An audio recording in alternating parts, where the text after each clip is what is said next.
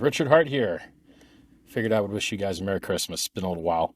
Hasn't been that long. For some reason, I create content, I publish it, and then people pretend I didn't do it. You're like, hey, didn't I just drop like a 40-minute long audio file not very long ago? I don't get it. Didn't I record like a special intro from when the Highest of Stakes movie came out? Well, here we are again. Hopefully this satisfies your guys' excellent, amazing thirst for knowledge. I hope. So what do we got going on? Let's take a look. Let's take a look at the old markets, see where we're at. Let me open up a browser here. And I think gopulse.com is a pretty cool place to check out stats. All right, today Pulse is at 5% up, PulseX is 5% up, Inc tokens at 6% up, Hex is at 1.5% up. I was looking at the liquidity on these things, and if you go to like app.pulsex.com, you should download the app. You should make sure it's current. You know, occasionally check the site, make sure you're running the newest version. I think it's 1.05. Or if you want to do it the less secure way, but the lazy way, then you could use the hosted IPFS gateway thing. The reason IPFS gateways aren't as secure as native IPFS, which you can run if you install an extension or use Brave. I hate Brave, but they do have native IPFS, so that's nice. The reason that running a gateway is less secure is because the gateway could just change what's on the site whenever they want. So if the gateway gets hacked, they can replace the site with malware, and then you're probably going to get screwed, right? So downloading the software is the best thing. And the second best thing is a hosted local, you have your own IPFS hash, that that's the software that you're running, the one you want. And then third best would be an IPFS gateway, or, a hosted community website. And there's a lot of them in the community. I don't know all of them off the top of my head, but a lot of people just made their own hosted front end things. Because, the front end's the front end, right? It's software. You can run it. So the community ran it so that the URL is easier to type. Or, you can just download the file. The only kind of sucky thing about downloading the file is it scares you because it says, oh, you sure you want to run this unsigned software? Well, if you're in crypto for privacy and personal power and, no middlemen and censorship resistance and permissionlessness, it sucks to have to ask permission from the Windows Corporation to register your company to get issued a signing thing that would then allow you to sign the software that you made. So if you don't do all that work, right? If you don't beg Microsoft or beg app stores for a signature, then you're going to get this warning that says, we don't know who made the software. Well, yeah, you don't. So congrats. Anyway, so that's the only downside to downloading the software is if you're new, but you don't know that the software is actually safe. It scares you because you're like, run this unsigned thing.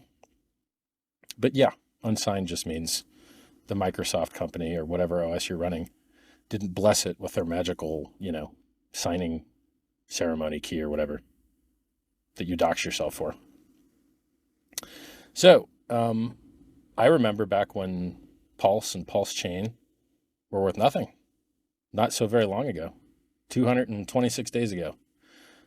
Well, 228 days ago because it's day 227 now.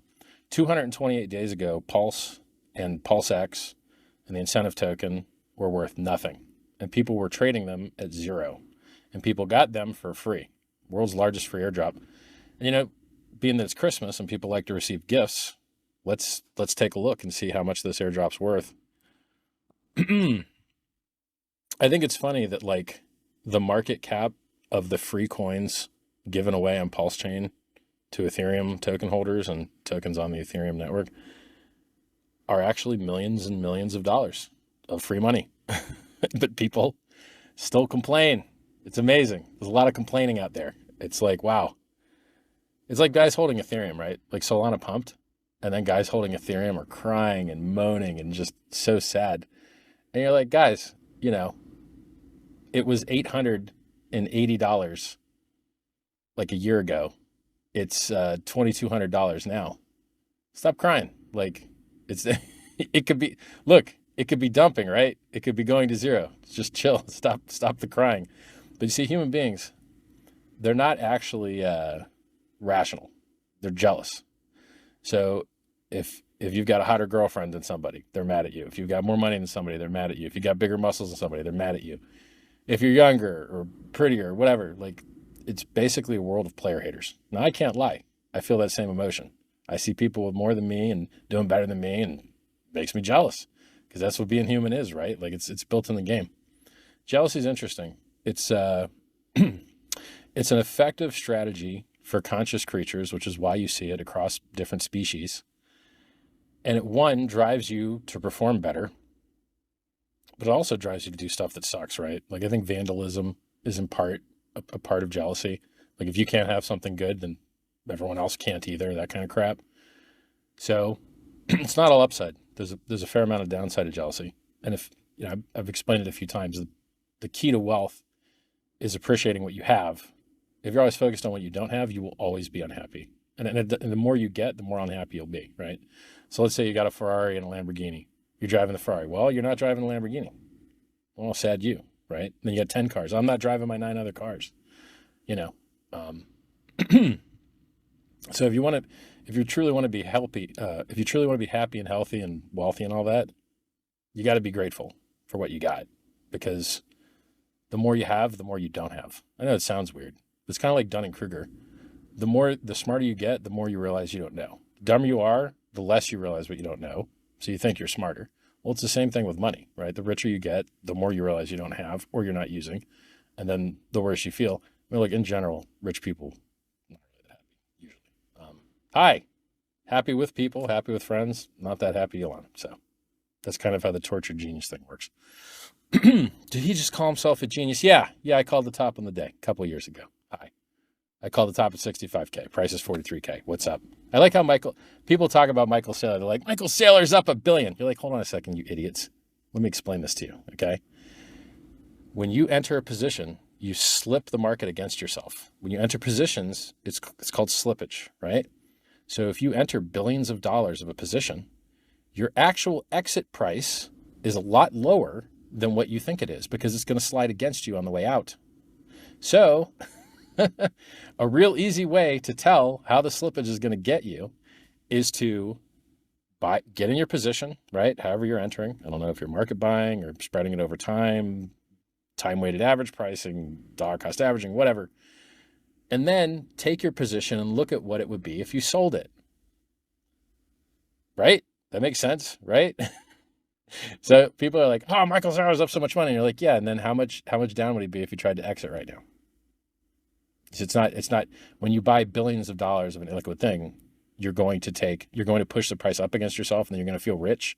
But then if you're smart, which is what I just educated you guys on, you got to look at your slippage on the way out, and you'll be like, dang, I'm actually not up. Hope I can, scale out or whatever. So this idea that guys that got wrecked buying the top after I called the top are somehow now to be worshipped as though they're smart is very stupid to me.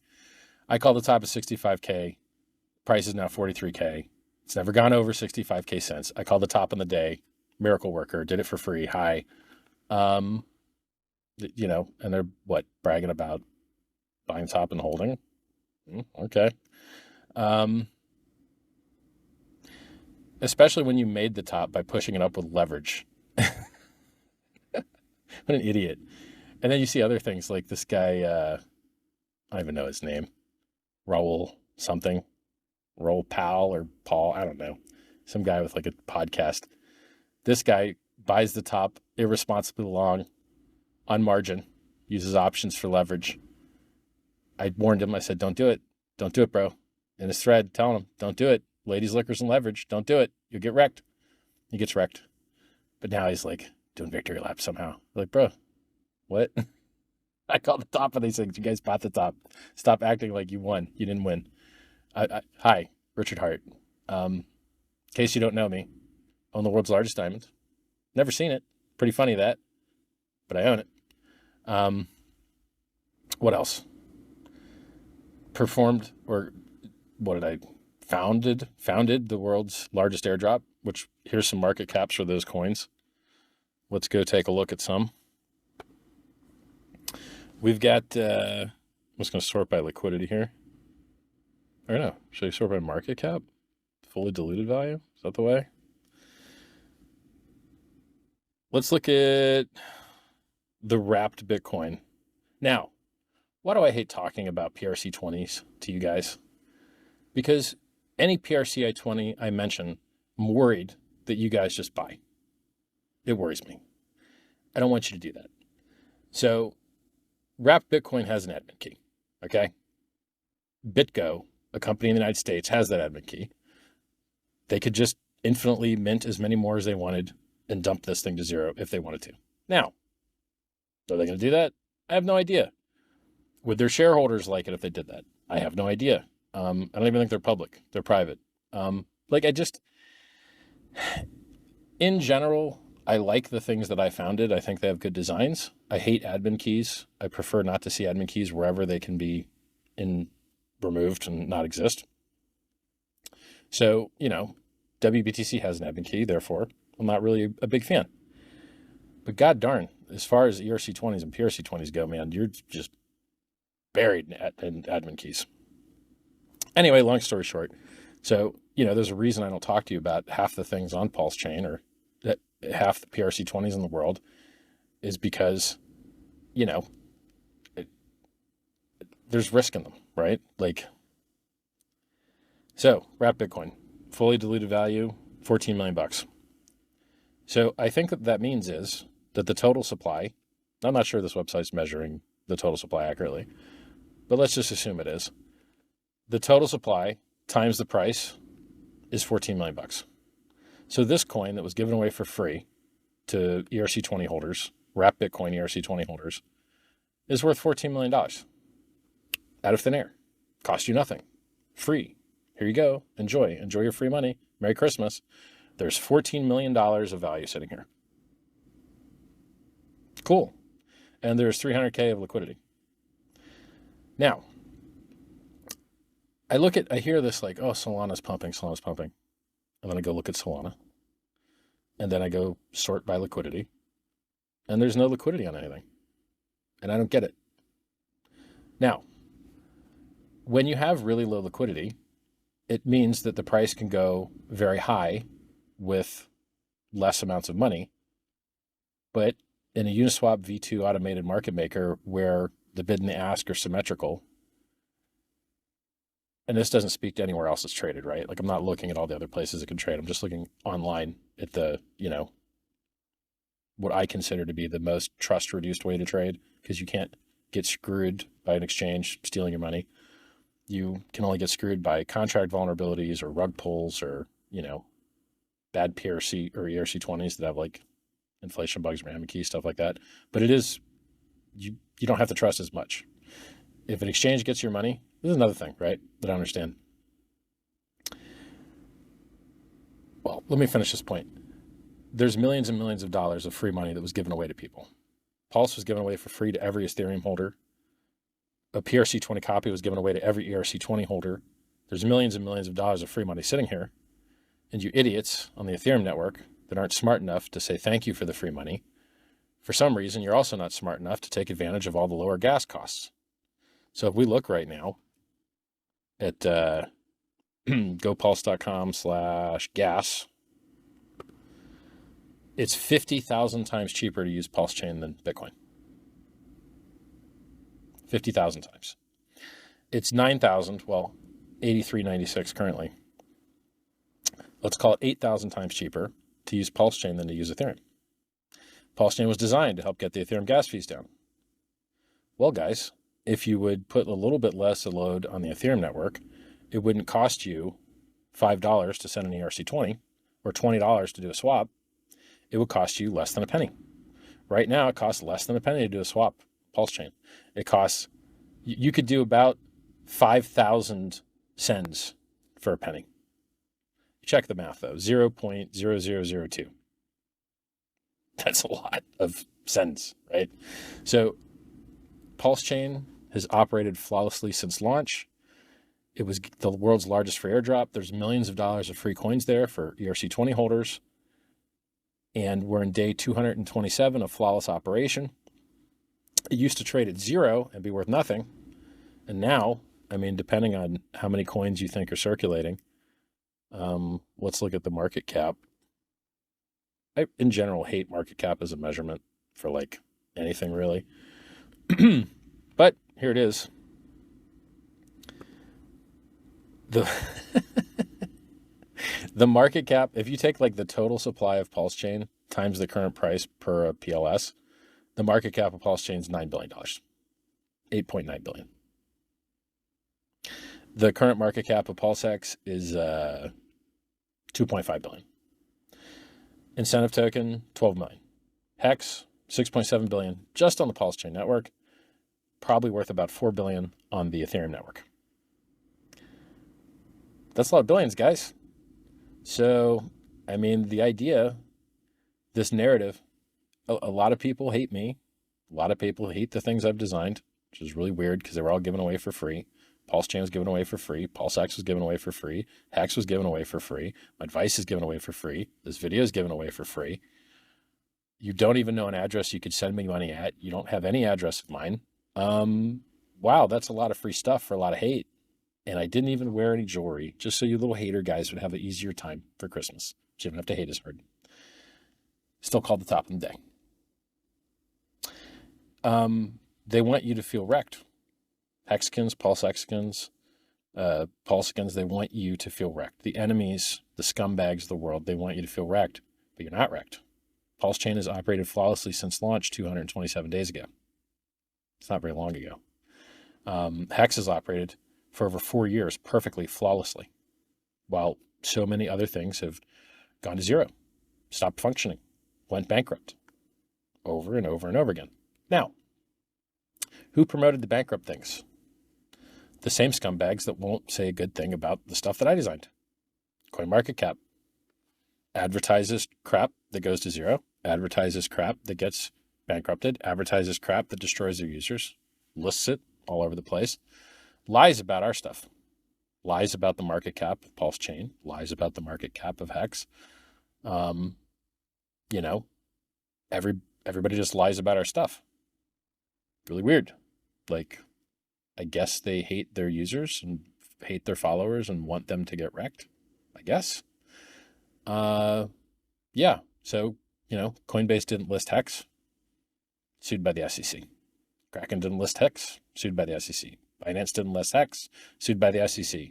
Plus, paying the CFTC $1.5 billion, plus paying the DOJ $4 billion, plus waiting for sentencing after pleading guilty. Hey, wait a second. Hold on. All the guys that said bad things about Richard Hart, Hex, PulseChain, PulseX, sent their followers to things that went bankrupt, like Celsius, BlockFi, Cred,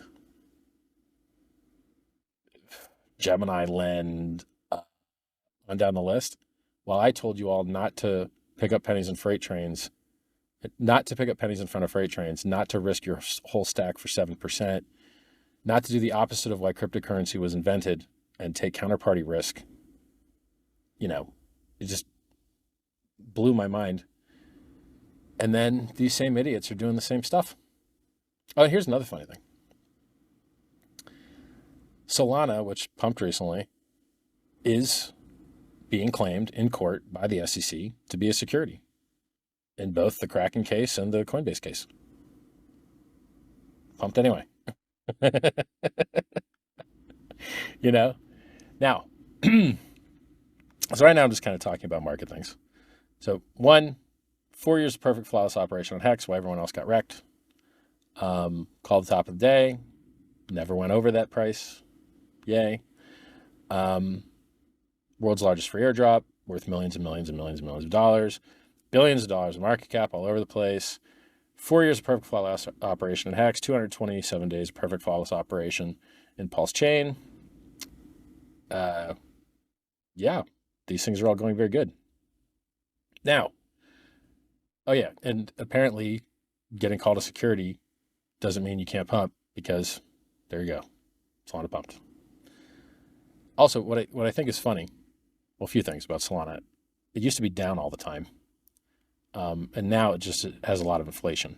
So apparently the way Solana works is that they inflate it a lot to subsidize the fees to be cheaper, which then, if the guys that are getting inflation ever decide to sell it, is going to suck. So Solana has very high inflation compared to Bitcoin. Bitcoin has very high inflation compared to Ethereum. And I think Ethereum's inflation is very similar to PulseChain's, but I'd have to look. There's some website that has like a counter. Because basically in Ethereum and PulseChain, they both use EIP 1559. And even though PulseChain has 25% less base inflation, so if the gas usage on both systems was the same, PulseChain would inflate 25% less. But EIP 1559 introduces burning, and burning increases as a result of what percentage of the block space you're using. So they target 30 million gas, and then the fees get a lot higher if you go over half of that. So they're really targeting 15 million gas of the 30 million max. And PulseChain inherited a lot of those parameters. So long story short, because the gas fees are so cheap on Pulse, we might not be pushing into that gas demand as hard. So we might not be burning as much. So there's a chance that PulseChain's inflating a little bit more than Ethereum, but probably, last time I checked, still less than Bitcoin. Yay.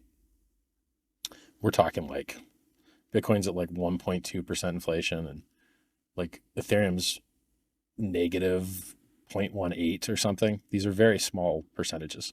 So, but you know, a percentage of a very large market cap is a lot of money. So when you talk about Bitcoin inflating at 1%, 1% of $500 billion is what?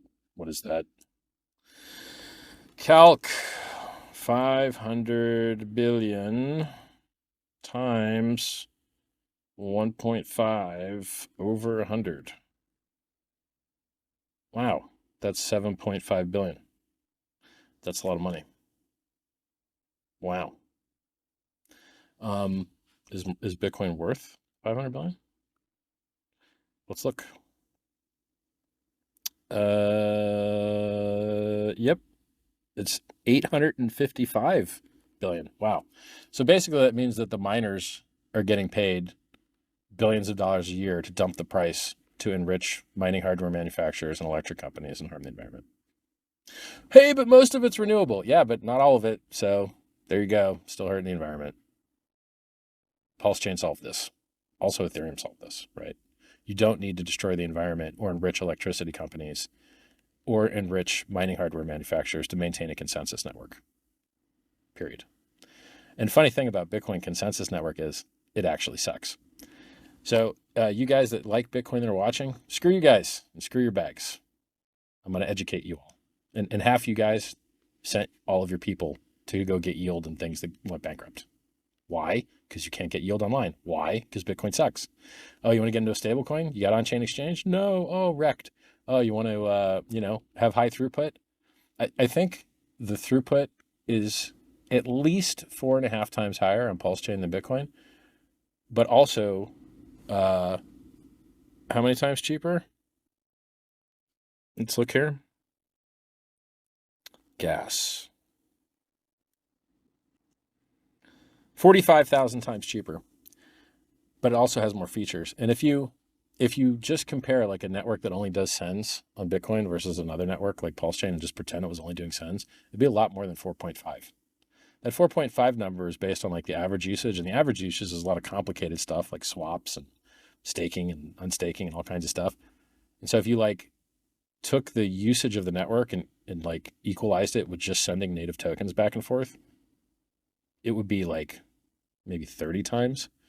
I can't remember. I did this math once before, like a month ago, but it's significantly more than 4.5 times. So PulseChain versus Bitcoin, better for the environment, lower inflation, better features, more secure, never been hacked, on down the list. It's a superior network. Now, what does Bitcoin have? More liquidity. Why? It's been around for 10 times longer. And it hasn't been gatekept by every possible thing, which is fine. So, at some point, someone is going to, I guess there's some people in Australia already doing it, but like the best time to buy Bitcoin was when everyone thought it was a scam. The best time to buy Bitcoin was when it had the lowest liquidity. The best time when you could buy Bitcoin was when it was almost traded on no exchange anywhere. It was nearly impossible to buy. The only place you could buy it was like Mt. Gox, Magic the Gathering online exchange in Japan. That was the best time to buy Bitcoin. Cool. Well, PulseChain has some of those parameters. It's still very early. This gatekeeping that everyone's doing, it can't get any worse. It can only get better, right? Like the gates can only open. And basically, look, screw these guys, right? Hex went up 10,000 fold before staking profit with the same gatekeeping trash, same garbage. So great. Now the gas fees are even cheaper because PulseChain exists for everybody, right? Like, congrats everybody. Congrats everybody on the Ethereum network that was enriched by the free launch of PulseChain for you guys. So we went over tons of free money by the PulseChain, the world's largest free airdrop, me bragging about calling the top, me telling you that Saylor and all these guys that are holding billions of dollars positions that think they're in profit aren't when you consider the slippage on the exit. And then macro, look, there's a chart. The chart shows that the economy crashes every time they pivot the rates to go lower. Why is it that way? I don't know. That's what the chart says. I think historically the reason it's that way is because they pivot because no one wants to lend anymore, which freezes up the credit markets. And so they start releasing the money, and then there's a lag. And then because the credit markets are frozen, you get a recession and people have to sell, et cetera, all that. That's how it usually goes, apparently. Maybe it will go that way this time too. It's all like, it would be great if the timing were lined up better. So it would be great if the Mt. Gox guys would have got their coins back when Bitcoin was 15K instead of 43K, because those guys are going to sell. Some large portion of those Mt. Gox coin recipients, the billions of dollars worth of them, are going to sell. And the same goes for the trustee for the FTX bankruptcy. Those guys are going to sell. They're going to give back people cash, and they're going to get that cash by dumping crypto. And then you've got other bankruptcies in the works as well. I wish these guys would just sell. I hate it when they get to sell higher instead of lower. I like a clean, tight bottom that you feel good buying, Oh, and also they just approved the Silk Road coin seizure sale. And who knows what they're going to do with the coins it receives from the Bitfinex hacker. These are all billions of dollars. Every one of these things I'm talking about is billions of dollars. It's a lot of billions, right? So because you can't predict when these idiots are going to do their job and make the creditors whole by doing their job and selling the gosh darn crypto, like, do your job, give the creditors their money, and then when the Band-Aid gets ripped off, and we all go up happily.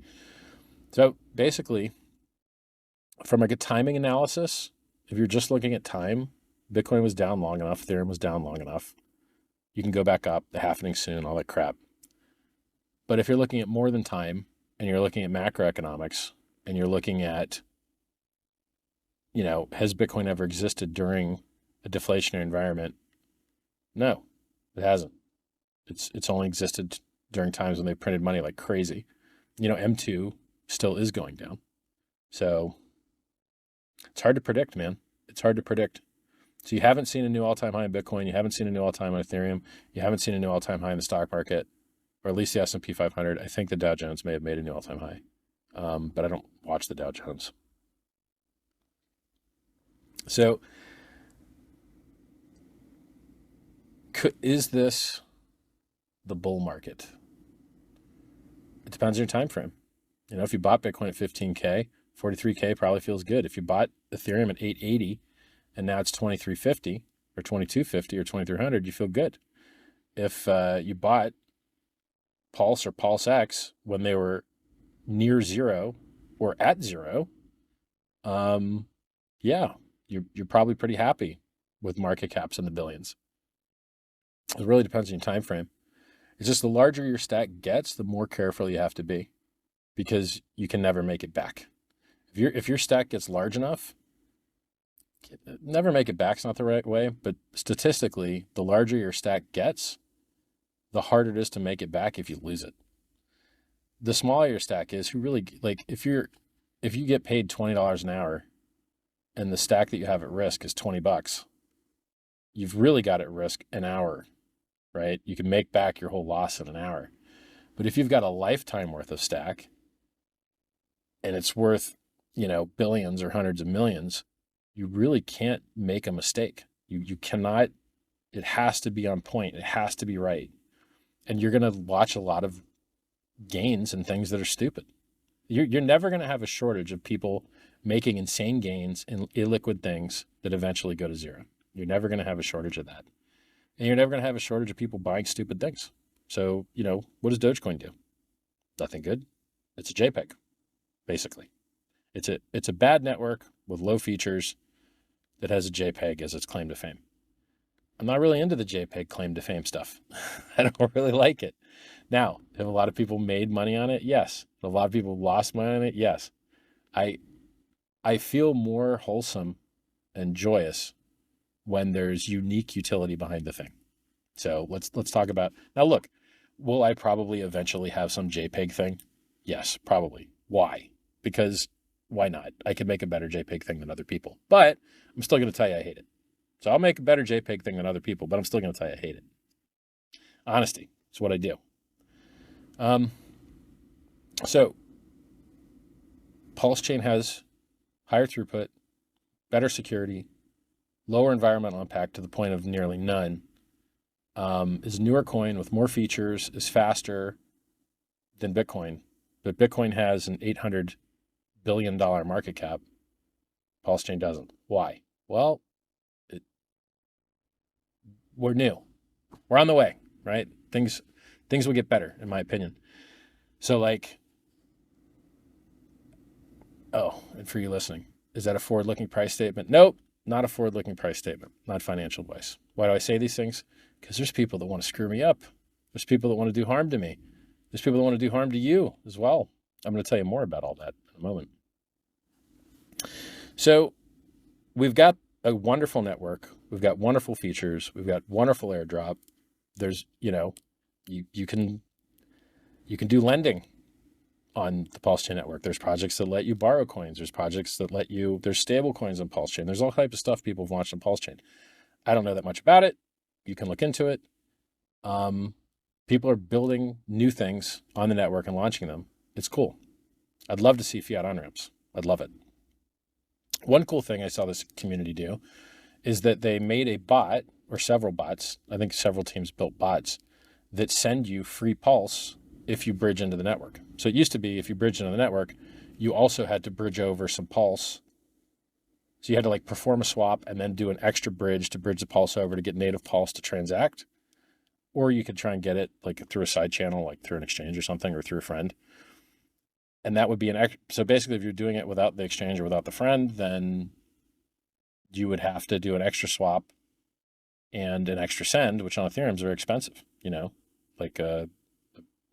bridge is $12 maybe. And the swap is $20. It's a $32 penalty just to get native PLS. That sucks.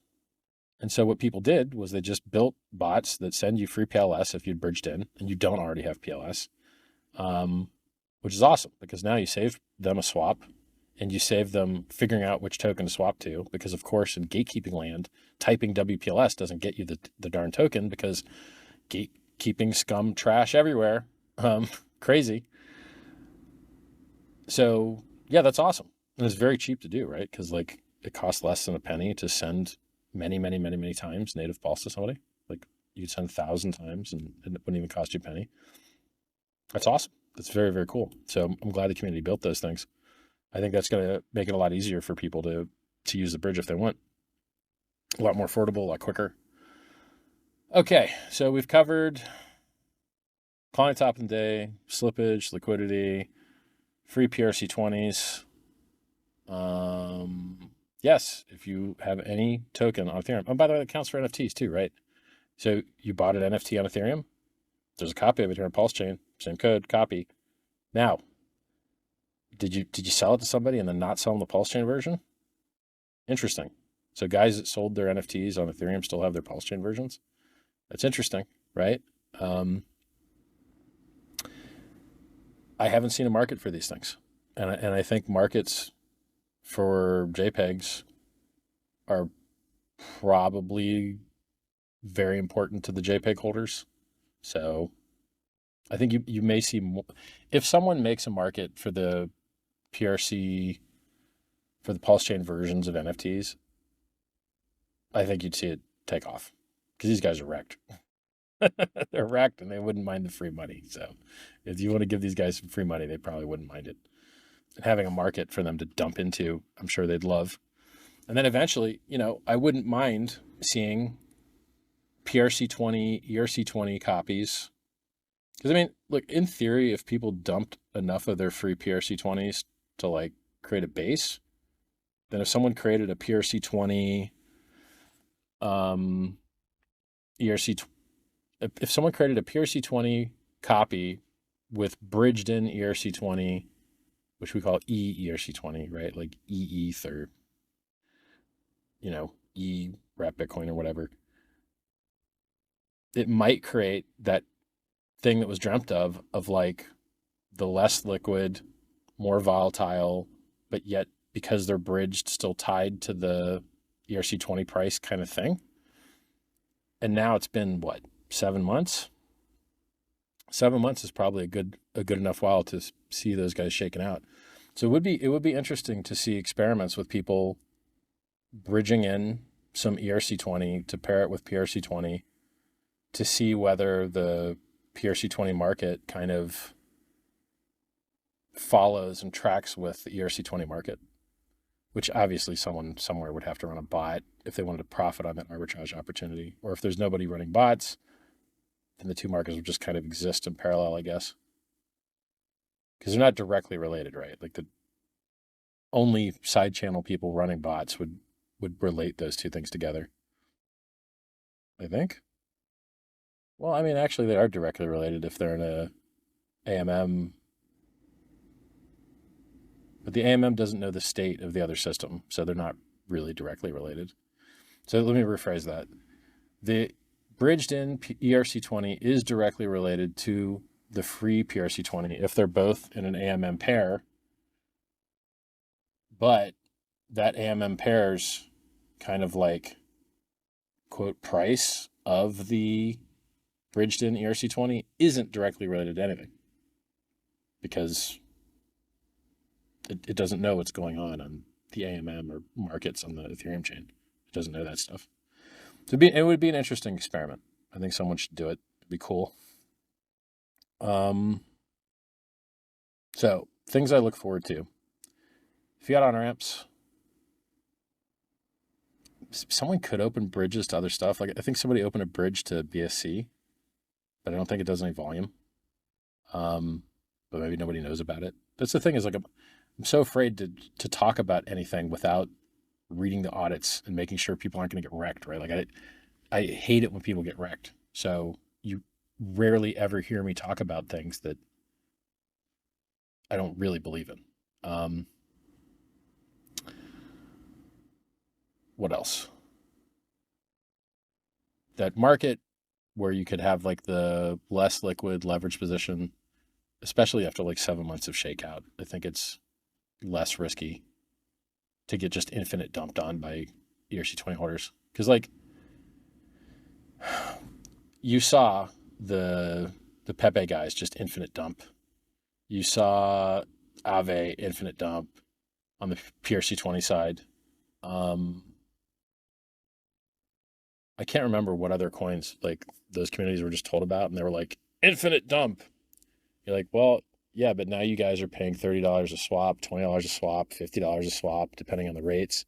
If you had just moved your liquidity and your community to the superior network, you'd be paying basically nothing to swap and nothing to send, and you wouldn't be paying a huge tax to on-ramp new users. If it costs $50 to swap, you're paying a $50 on-ramp tax for every new user. That sucks. That sucks a lot. That's not good. It's just like when Bitcoin was $40 to send. I tried to explain this to people, but some dum-dums didn't get it. If it costs $40 to send Bitcoin forevermore, which I don't think it will, but let's say it did, then if someone sent you $40 of Bitcoin, you really have zero because it would cost you $40 to send it to the next guy or to the exchange or to the merchant or to do anything with it. It would cost you $40. even if you sold your private key, which no one ever does usually because you can't prove that you deleted your copy of it. So the next guy has risk, which is why blockchain ledgers with timestamping prevents double spending, et cetera, et cetera.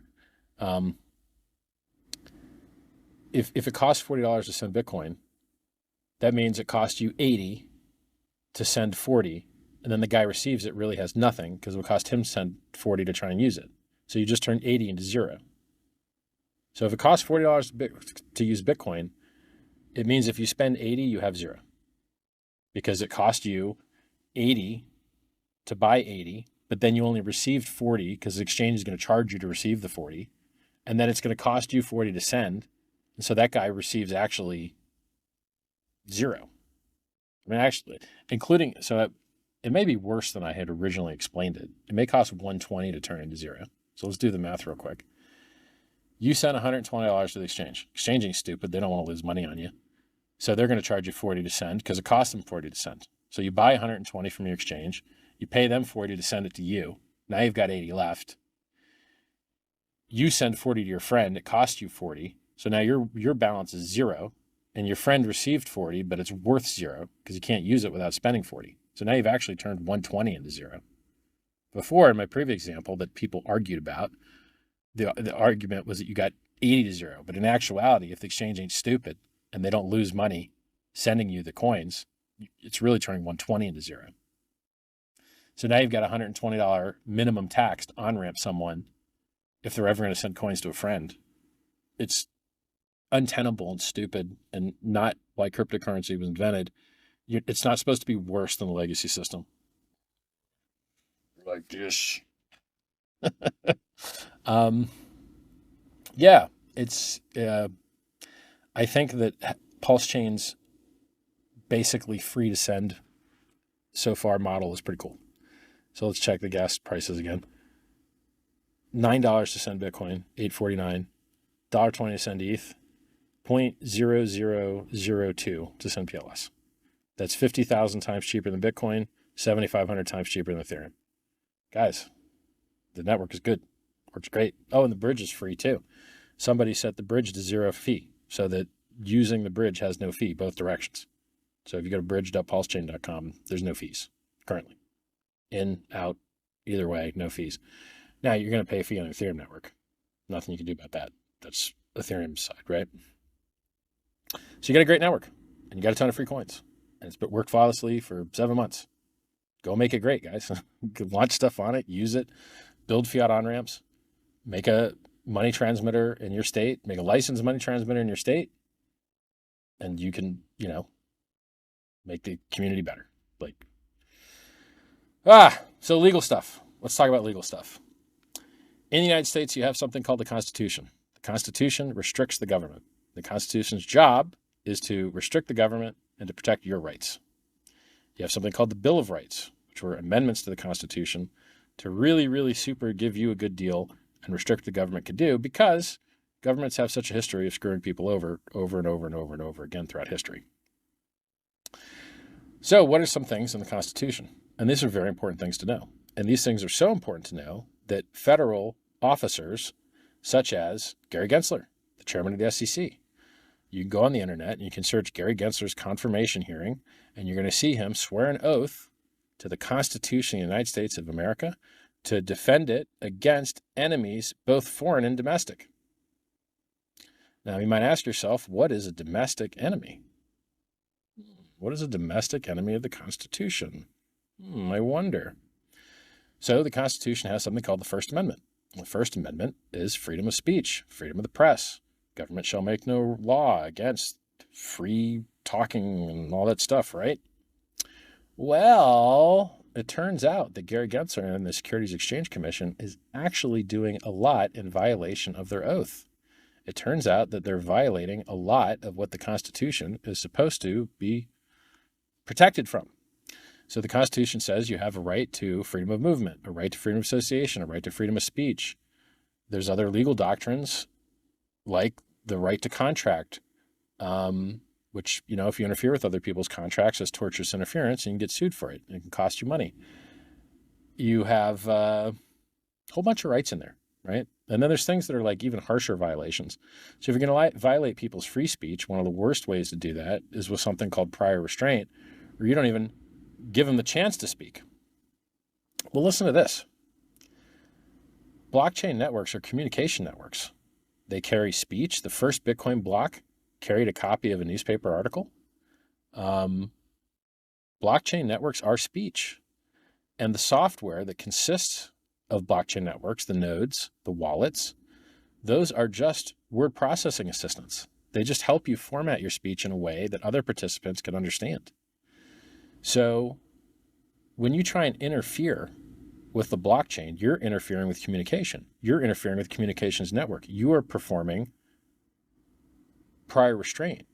Your interference in these things is creating a chilling effect. You're interfering with people's association. You are interfering with people's right to contract with each other.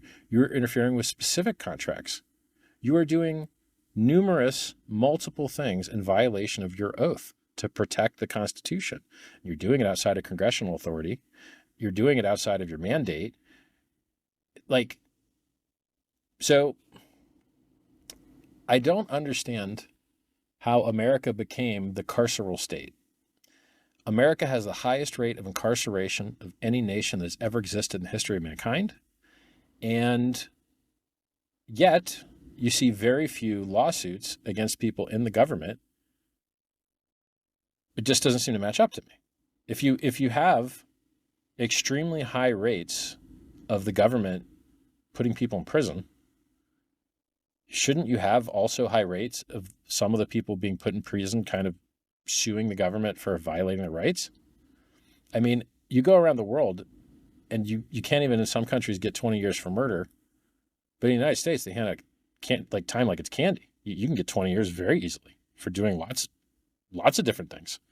Very easy to get 20 years in the United States. Very hard to get 20 years anywhere else. Isn't that cruel and unusual? By the way, Bill of Rights has a rule against cruel and unusual punishment. Shouldn't there be more lawsuits over this? Isn't it cruel and unusual that for things that aren't murder, you're getting what the entire rest of the world considers to be murder punishments? And I think even in the United States, you see crimes that just, you're going to get punished harder for nonviolent crimes than violent crimes in a lot of instances. Doesn't make any sense. Or like meta crime that doesn't even have a victim. These things are like, they're not healthy. They're not good. And it's how you end up with the highest rate of incarceration in the history of mankind. So do you really have the rights you're not willing to fight for? Probably not. So you got to fight for these rights. And it's just tragic because so few people have the funding or the ability to stand up to the blowback to fight for your rights. I mean, when the ex-president of the United States is having lawfare used against him so that he can't run for office, that's what they do in the third world.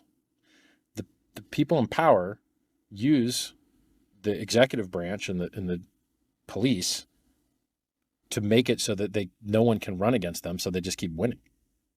That's not good for democracy, guys. It's really not. You're supposed to have free and fair elections where people are allowed to choose between different parties, and you're not supposed to, once again, this is just like prior restraint. You're not supposed to, before they can run, make sure they can't run, because how can you have a fair election when the people that you want to unelect are in control of who gets to run against them?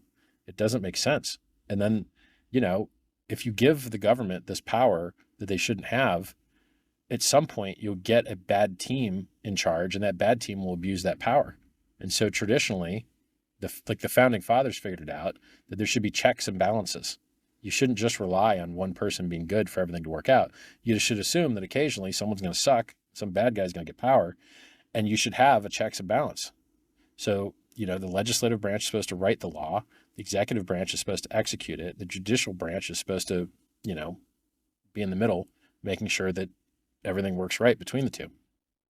Right now, the administrative state, a fourth branch of government that's not supposed to exist, of unelected bureaucrats, is writing all the laws, encumbering millions of people with regulations, and there's no counterplay. Your counterplay is to sue them in court and get them declared arbitrary and capricious.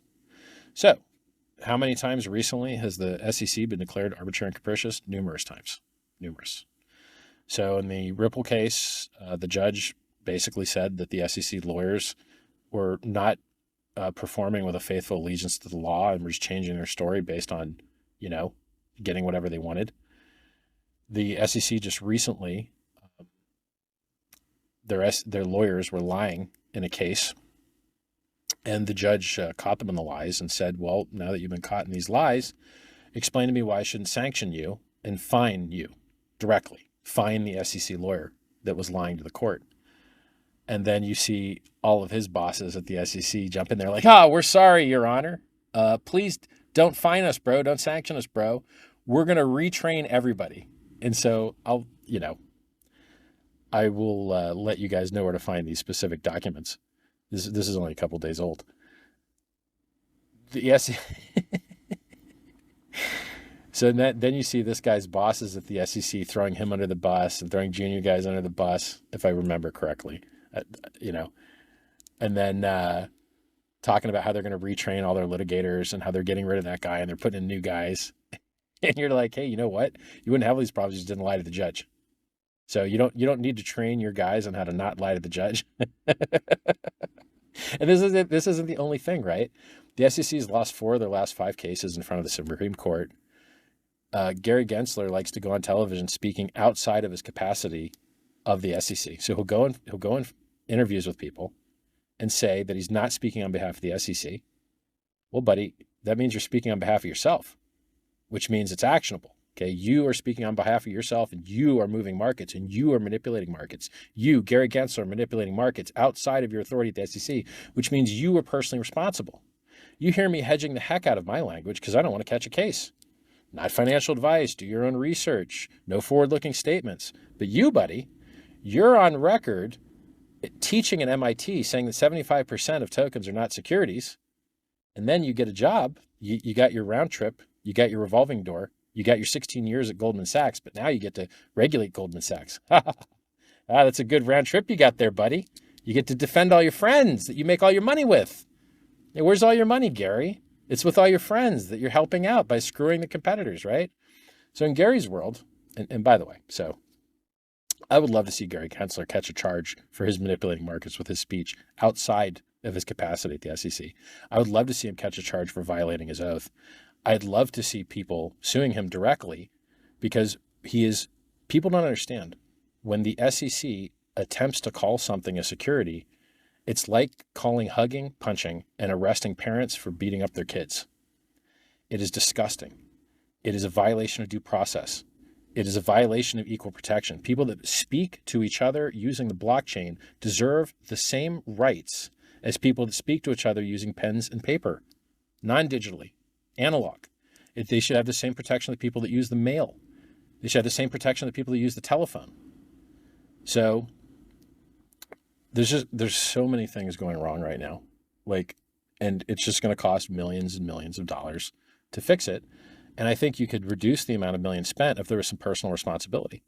I think if people were held personally responsible for what they're doing, right? So if you're a guard in a jail and you violate someone's rights, you can be sued around your qualified immunity. If you decide to go outside of your authority and outside of your qualified immunity protection to make statements that damage markets, maybe you should be held personally responsible for that. Maybe you should answer to the court for that. If you say things like, we want to lose more cases because if you're not bringing enough cases, if you're not losing cases, you're not bringing enough. Gary Gensler's on the record saying that.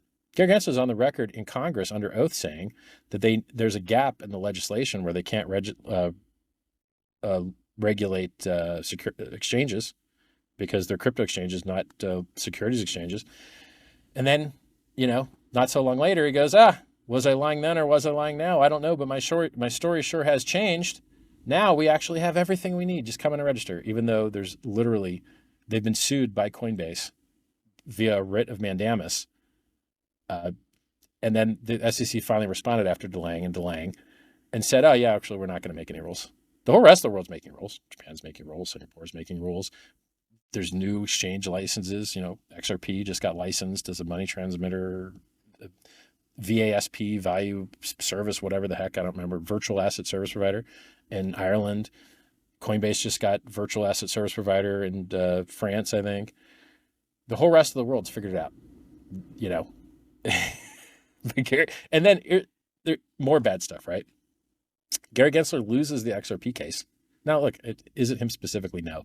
But I think he's on the commission of guys that has to vote for what actually gets sued, right? So I think there's like 5 people on the commission, and you need like 3 of 5. And if you get 3 of 5, then they can like bring an action against somebody. I think that's how it works. Not an expert, not a lawyer. So like 3 of 5 guys, and by the way, you see dissenting opinions all the time, right? So Hester Pierce is a commissioner. She's always dissenting. She's dissented in the Stoner Cats case. She's dissented in a bunch of cases. She's going to tell you what we're doing is wrong. Like this stuff that the SEC is doing is wrong. And she's on the board. She's in the commission, right? She's one of the 5 people that gets to vote on these things. And there's another guy, I think his name's Udaya, that like is commonly dissenting with her these days. Now, like, why am I telling you guys about this stuff? Because these are your rights. I don't live in the United States. I haven't lived in the United States for decades. These are your rights. These are your problems. These people are screwing you. You need to do something about it. So the things that I'm telling you that are obviously true, like for instance, you can't custody cryptocurrency. Like I'll give you an example. The IRS is trying to make some law where like anybody that could have known about a transaction now has compelled speech and has to like gather data on other people, which will be hacked and stolen by Chinese hackers and Russian hackers, but they're just idiots, right? It's just like the SEC themselves. They in their own annual letter declare that they can't find experts to work on crypto because they all own crypto and don't want to sell it. And so then they're not allowed to hire people that own crypto. Okay. Well, maybe you guys have a bad setup, or stop sucking, right? Just stop sucking, guys. If you don't have the expertise to regulate a thing, it's better to do no harm first, right? Like the Hippocrates law that doctors follow, do no harm first. Yeah, like Gary Gensler was making meetings with Sam Bankman-Fried, his buddy, right? His Democrat, like Gary Gensler was the treasurer for Hillary Clinton's Democratic campaign for president. He's as political as you can get, I think. Here he is meeting with, Sam Bankman-Fried, who sent tons of money to Democratic, politicians. You got, was it Maxine Waters blowing Sam Bankman-Fried a kiss? Yeah, guys, good one. But you're not going to give the creditors back that money they donated, are you? FTX went bankrupt. Sam Bankman-Fried stole the money. But you politicians aren't going to give back that money that he gave to you that he stole, are you? No, you're not. Why? You might not be good people. You just might not be good people. Now, not to say that not giving, like, there's some law that covers them so they don't have to give it back or whatever, but that's not what makes you bad. You violating people's rights is what makes you bad, right? I remember COVID. I remember you guys violating everyone's right to move, violating their freedom of movement. I remember you house arresting people. I remember you guys doing that. It was disgusting. I remember you guys now, trying to claim that crypto is used to support Hamas and saying like 60 million. And then you go check the numbers and it's like 800K. What's going on here, guys? Why do you keep lying? Stop lying. Literally just stop lying. So the arguments that I have that are obviously true, that cryptocurrencies are communications networks that might have Rule 210 protections for safe harbor, that might have protections for freedom of speech, freedom of contract, freedom of association, protection against prior restraint. These arguments aren't getting used. They're just not, which is so stupid to me. These are communications networks among peers. It couldn't be any more obvious. This is speech. We are transmitting text. We are transmitting messages. We are transmitting numbers. We are transmitting pictures. We are transmitting art. We are transmitting audio. This is a communications network amongst peers. This is speech. This is speech as speech gets. Right? So the idea that the people just aren't using these arguments is very stupid.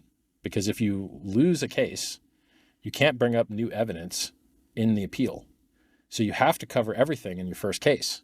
So if you're leaving arguments on the table and not making them in first case, you're not going to be able to bring them up on appeal. Huge mistake, huge error. So if you guys out there that are lawyers that are submitting amicus briefs or filing motions to intervene, you need to be covering your First Amendment, 10th Amendment, due process, equal protection, latches, waiver. Google these words if you don't know what they mean. Like latches and waiver basically cover, you could have brought this action earlier and the defendant would have had a better job, a better ability to defend themselves, but you chose not to. And therefore you might have waived your right to enforce. And then in other cases, I mean, we've seen crypto cases where it was even over the statute of limitations, and then they just ate a judgment anyway, or like the statute of limitations was up. Like what? Why didn't you get good counsel, and why didn't you argue that the statute was up? Like what? Crypto. It's an industry run by clowns and idiots that won't listen. If you guys would listen to me, you wouldn't have lost money in BlockFi. You wouldn't have lost money in Celsius. You wouldn't have lost money in Gemini Earn. What a fake Bitcoin maximalist, right? Look at the Winklevi twins. Yeah, you guys are real Bitcoin maximalists when you're doing the opposite and taking people's private keys from them and giving it to a counterparty, and then all of you getting wrecked together. How stupid are you guys? You guys are idiots. Or how about this one, right? Censorship resistant network. People are putting JPEGs on the Bitcoin network, and the Bitcoin people hate this. They killed it with counterparty and made the op return code size too small for counterparty to operate way back when. Even Tether used to operate only on the Bitcoin network. So USDT used to operate on Keller Coins, which was on the Bitcoin network. And then they stopped doing it because the fees sucked and the features sucked. And so they moved over to primarily EVM networks now, which Ethereum was the first one. The E in EVM stands for Ethereum Virtual Machine. So like PulseChain is an EVM network. So you have this. So Jack, who was at the helm of Twitter when they were helping the United States government violate your rights to freedom of speech by the government themselves giving them lists of people to silence and de-amplify and ban because they talked about COVID or Joe Biden's laptop or his son Hunter Biden's laptop full of pictures of him smoking crack and getting down with hookers. And by the way, the idea that Joe Biden's kid gets a bunch of jobs in Ukraine with no qualifications and a bunch of money from China and Ukraine, and then writes his dad checks and pays for dad's cell phone bill. Man, you're busted, bro. Yo, in the carceral state of America, where nearly anything's a crime and nearly anything gets you 20 years, Joe Biden, I got bad news for you, buddy. It ain't looking good for you, man. Why is your kid writing you checks? And why does he have jobs in countries that we're sending billions of dollars to? What's that? Like, what? Stop. Dude, no, don't. Like, oh, America, man. I left America, 2003? 20 years ago. I left America 20 years ago, and yet here I am spending my days doing legal research to try and make America a better place. Sucks for me, bro. Sucks for me. Left 20 years ago, didn't get any of that free helicopter money, didn't get any free money checks, didn't get any loans that I didn't pay back, any of that crap that everyone else in America apparently got. Yeah, but here I am, still trying to make it a better place because my people. I care about my people. That's why I'm doing a Christmas video for you guys. And, that's why I give you so many things away for free. I care. Free book, t.me/Scivive, SCIVIVE. 2 free books there. Free coins, PulseChain.com, Hex.com. What else? There's so many things I like. Let me tell you how smart I am, okay? You could have claimed Hex.com. You could have minted Hex for free during the first year. You could have minted it for free. Boy, that Richard, he's a smart guy. The Mt. Gox hacker, the Silk Road hacker, the Chinese government that took all the Bitcoin away from the Plus token Ponzi, that caused the pump, I don't even remember what year it was. None of those guys can mint free Hex because there was a timer on it. You can only count it for the first 365 days. Mt. Gox, sorry guys, you don't get Any free hacks? So awesome.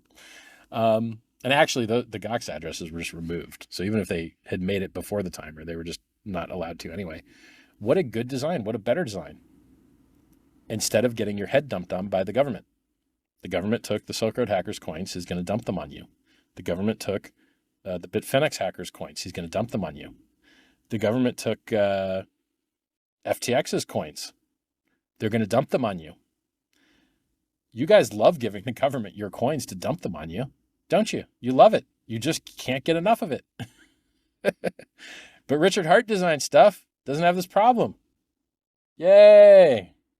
Well done, Mr. Hart. Yeah. So I think I have a very high degree of certainty that you're going to see these constitutional arguments, prior restraint, freedom of association, freedom of speech, Rule 210, safe harbor protections. There's a wide, equal protection, due process, guys violating their rights, guys lying to the court. I think you're going to see these come up.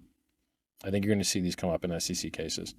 If you don't see them in amicus, you're going to see them in motions to intervene.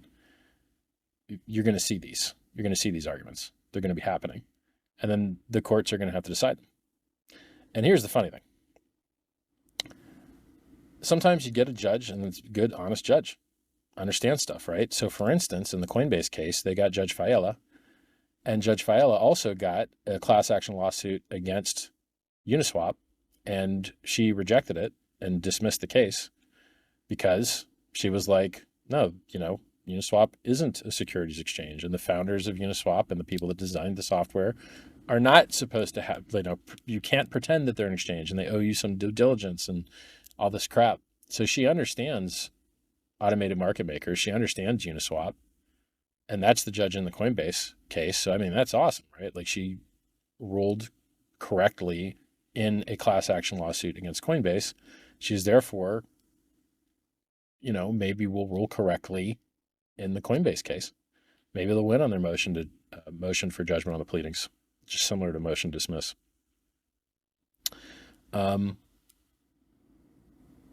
It depends on what judge you get and how much due diligence they want to put in. And there's a lot of cases out there, right? Like you've got the case against the tornado guys. You've got the IRS.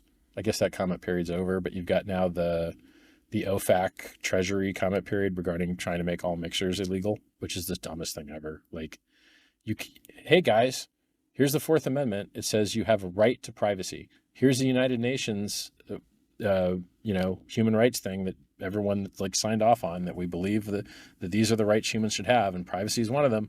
Freedom of movement's one of them too. But then you go make all these laws that are the opposite of it. You can't say that people have a right to privacy and then do everything you can to violate their privacy. It's not consistent. It doesn't make sense. You're violating the Constitution. Please stop. And they're just doing it all over the place. And people aren't fighting back. You can't have a functioning... Human beings are not designed to operate well in non-private environments. That's why we wear clothes. That's why we close our blinds. That's why we lock our doors. That's why we don't share our toothbrushes. Human beings function well when they have privacy. They do not function well without it. And it's crazy to me that these people, if you can call them that, keep trying to violate everybody's rights over and over and over and over and over again. It's enough. Please let us be free. Please. The founding fathers fought and died for our freedom. Many Americans have fought and died for our freedom. Can we please have our freedom? Pretty please? You guys should go get real jobs, producing things that people want, goods and services people want. If you're just removing people's freedom all day, there's a chance you're not helping society. There's a chance you're hurting society. So, unfortunate. All right. So, you lawyers out there, you need to cover your First Amendment, equal protection, free speech, freedom of contract. There's a whole lot of things that you're not using that you're going to wish you'd used if you have to go to appeal. And it would be nice to have the precedent set.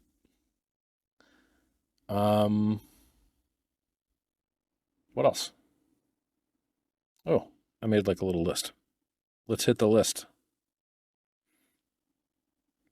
Oh yeah, cryptocurrency is awesome, right? They keep printing money out of thin air. Prices are all-time highs. Crypto solves that, right? Like cryptocurrency is still the best performing asset that has ever existed in the history of mankind. Very cool. It has better uptime. It has better resilience. It has better robustness. It has better durability. It has better price performance. It has better features. Cryptocurrency is awesome.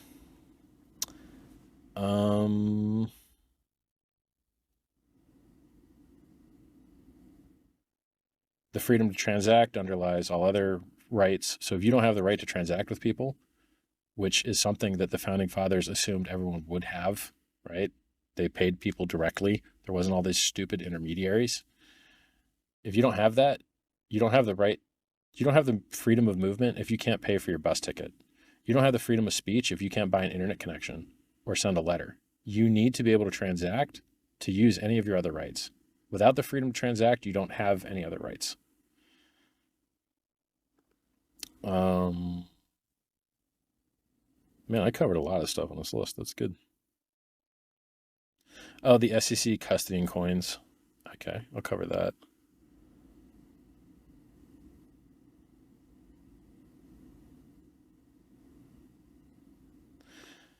So the two things I see on the list that I didn't cover are, one, the Securities and Exchange Commission is custodying cryptocurrency right now via their comment section. With 100% certainty, the Securities and Exchange Commission of the United States has received cryptocurrency in the form of, this is by their definition. By my definition, the real one, you cannot even custody cryptocurrency. You can't. It's impossible. But by their definition, the wrong one, knowing the seed words means that you've received an airdrop you have to pay tax on. So I can tell you with 100% certainty that both the Securities Exchange Commission and the IRS Treasury have both received seed words that have money in them to Bitcoin, and they've both received time-locked Bitcoin. Both. And they've both received the Uniswap code. So they're hosting for public display the Uniswap code for exchanging cryptocurrencies, time-locked Bitcoin, and the seed words to them, and not time-locked Bitcoin and the seed words to them. And they can't even know what else those seed words control because it's not knowable because of the halting problem, which states that you can't know whether code will eventually halt or not until you eventually run it. And by that same token, you can't know what derivation paths hold private keys which match values on public blockchain networks, because you don't know what derivation path is being used, and you don't know how far down that derivation path you'd have to go to exhaust all the possibility of keys that might control things. I don't think it's knowable. Therefore, their concept of what hosting an exchange is, or what requires you to know your customer, or what a customer is, or what custody is, should all be invalidated by proof by absurdity, right? Because if their stupid rules that they're trying to make made any sense, or were true, then they're all guilty and they all have tax right now. So anybody that works at the SEC that read that comment that had those seed words now has dominion and control and should owe tax now, right? By your guys' rules. Well, guys, did you register as a securities exchange? Did you register as a custodian? The SEC is trying to pretend that every cryptocurrency is a... I didn't explain this harshly enough, and I should do that now. The Securities and Exchange Commission is violating their oath by becoming a domestic enemy of the Constitution that they are supposed to fight against. They are becoming a domestic enemy of the Constitution, and they are trying to classify hugging as punching and trying to arrest parents. That's an analogy. They're trying to classify speech as securities. They're trying to classify entering a block and communicating publicly with everyone. If it were true, if it's true that you can't trade securities without a securities exchange, then it's also likely true that you can't pay someone to include your speech in a block.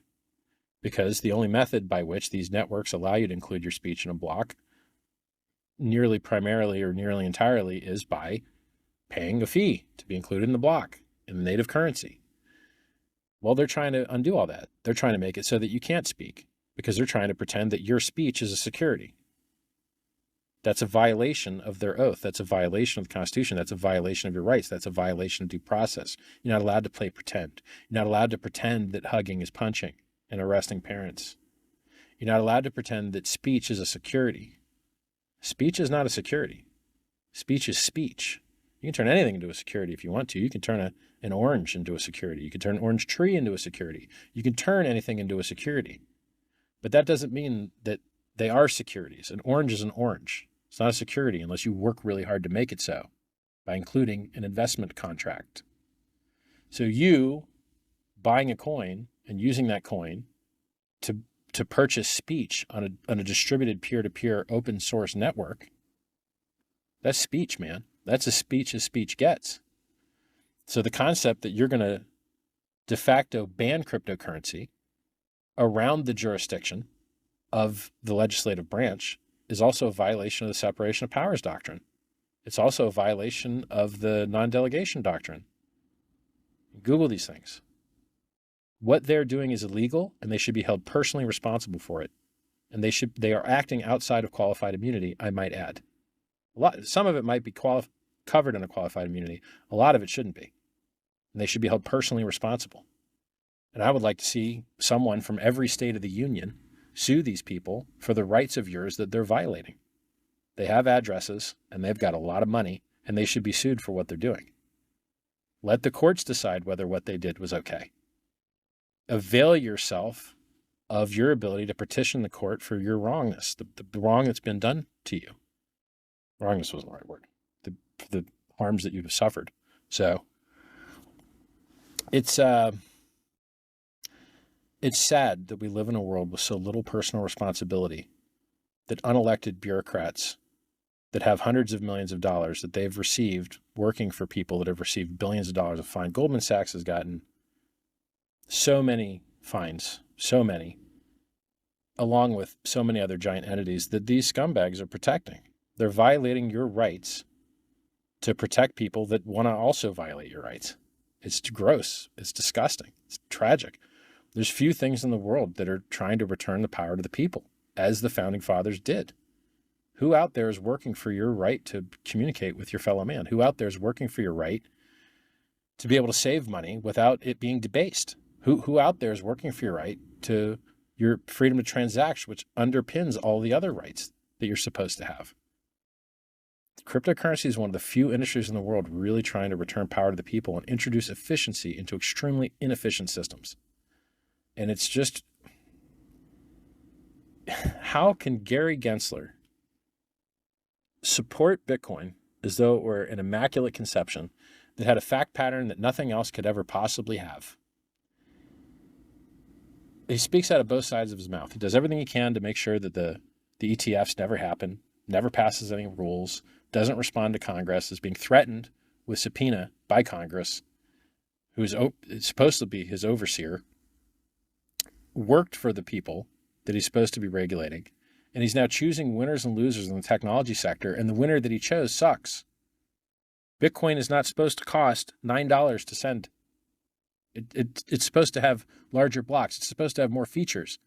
Bitcoin sucks, guys. It's not good. It has a lot of liquidity, and some billionaires are buying it. Fabulous. But other than that, it's trash. It's not good software. It doesn't have a good roadmap. It doesn't have good developers. Oh, yeah, Jack that ran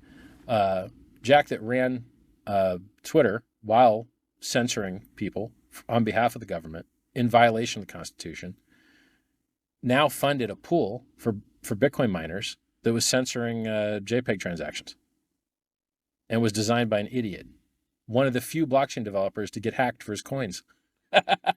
What? Why? Jack, you're an idiot. Jack, you're an idiot, and your beard looks stupid. I didn't like what you did at Twitter. It was disgusting. And now I don't like what you're doing with your stupid pool. Stop being an idiot. Jack, you're an idiot. You don't have to be an idiot. Watch my live streams. I'll educate you, okay? I'm good at crypto. You're bad at crypto. I'm good at free speech. You're bad at free speech. You suck, Jack. You suck. God, what's his name? Luke Dash Jr. Luke Jr., you suck. You're terrible. Okay? Like, it's just, Here's the good news. PulseChain is working perfectly. Hex is working perfectly. You've got all the tools you need to make the world a better place. You are the network. You guys, somebody made these bots. Somebody's made some fiat on-ramps. Somebody's made lending. Like, good job, guys. Keep being the change that you wish to see in the world. Keep creating. Keep working. Look, I've been in Bitcoin since it was 50 cents. I bought it at 30. It went down to 2. My introduction to crypto, more or less, was 95% drop. And now it's 43K. Okay, so I was mining at 50 cents. Now it's $43,000. That's an 86,000x. That's not bad, right? There's going to be volatility. There's going to be ups and downs.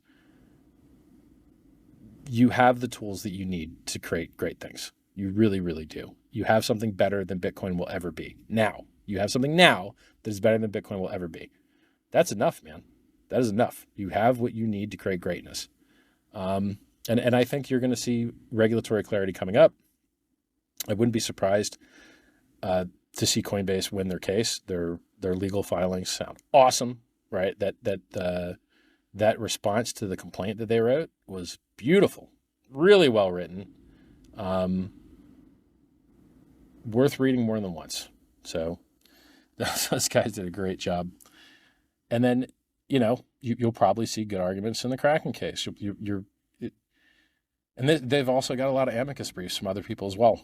Some are okay. So I think you're going to get regulatory clarity.